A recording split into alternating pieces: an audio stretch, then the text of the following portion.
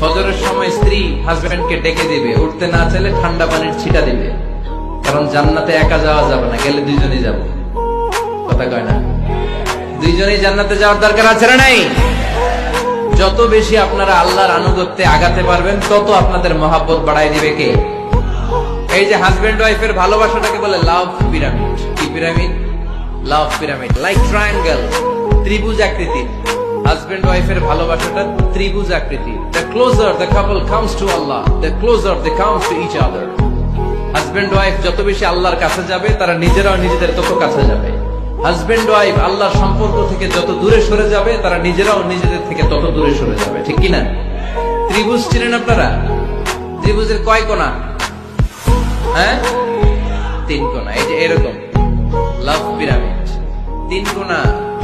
এই উপরের কোণায় আল্লাহর অবস্থান, আর এই কোণায় স্বামী, এই কোণায় স্ত্রী। তো তারা আল্লাহর দিকে যত যাবে, নিজেরাও তত কাছে যাবে। আর তারা আল্লাহর সম্পর্ক থেকে যত দূরে চলে যাবে, নিজেদের মধ্যে দূরত্ব বাড়তে থাকবে। ঠিক কিনা? পিরামিডটা বুঝতে পারছেন? ত্রিভুজ আকৃতির সম্পর্কটা লাভ পিরামিড এরকম 3 কোণা। উপরের কোণায় থাকে আল্লাহ, এদিকে স্বামী, এদিকে স্ত্রী। তারা যদি আল্লাহর কাছে উভয়ে যেতে চায়, উভয়ে কাছাকাছি আসতেছে না? কথা বলেন না কেন? আর আল্লাহর আনুগত্য ইবাদত থেকে দুইজন যদি দূরে সরে যায়, তাহলে দুজনের দূরত্ব